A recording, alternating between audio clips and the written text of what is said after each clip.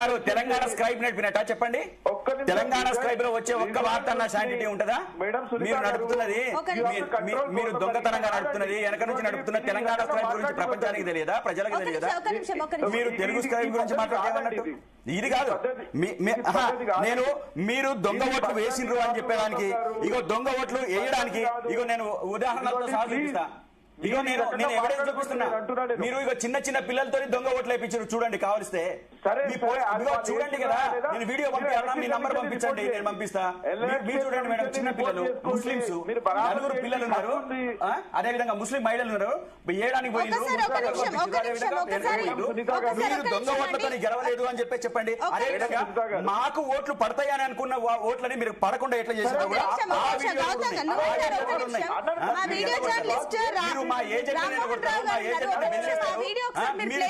Transparent దీనికి election commission వత్తాసు పలుకుతారా?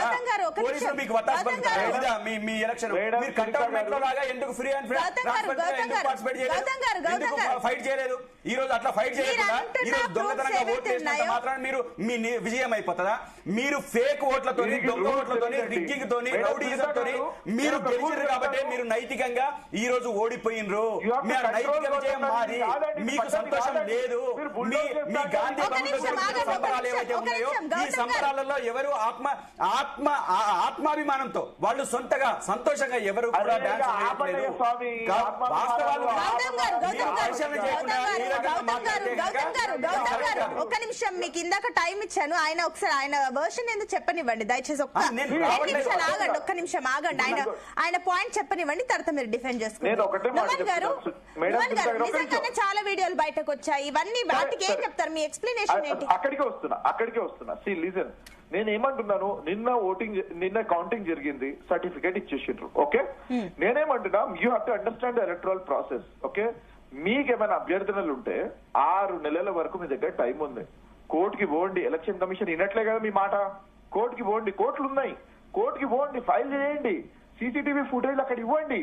మీరు అభ్యర్థులు మీ కోర్టులకు తేల్చుకోండి స్వామి, ఎవరు వద్దంటున్నారు చెప్పండి. వెళ్తాము, దాంట్లో తప్పేముంది, ఖచ్చితంగా వెళ్తాము. ఇప్పుడు జరిగింది అదే కదా, మేము లీగల్గా ఏం ఫైట్ చేయాలి, అది ఇప్పుడు 10 మంది ఎమ్మెల్యేల ఫిరాయింపులో మీరు ఏం చేసిండ్రు, దాని విషయంలో ఎవరు వెళ్ళాలనుకున్నారు కదా, మేము వెళ్ళినాం కదా, ఖచ్చితంగా వెళ్తాం. మీరు పోతారు,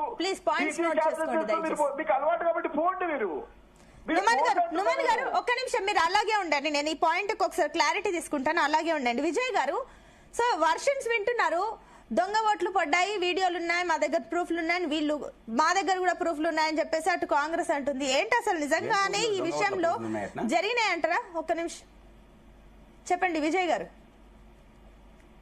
ఇప్పుడు రాహుల్ గాంధీ చెప్తున్నాడు కదండి, రాహుల్ గాంధీ కూడా మరి ఇదే సూత్రం చెప్తున్నారు. ఆయన కూడా కోర్టుకు పోవాలి, కోర్టుకు పోకుండా బీహార్లు ఇవన్నీ ఏం చేశారు మరి?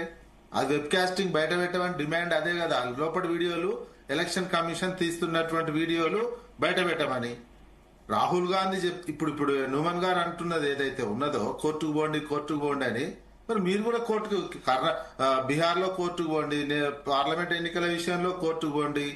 మరి రాహుల్ గాంధీ దొంగ ఓట్లు ఉన్నాయని అబద్ధం చెప్తుంటే ఇక్కడ వీళ్ళు మిగతా వాళ్ళు ఇక్కడ చెప్పేది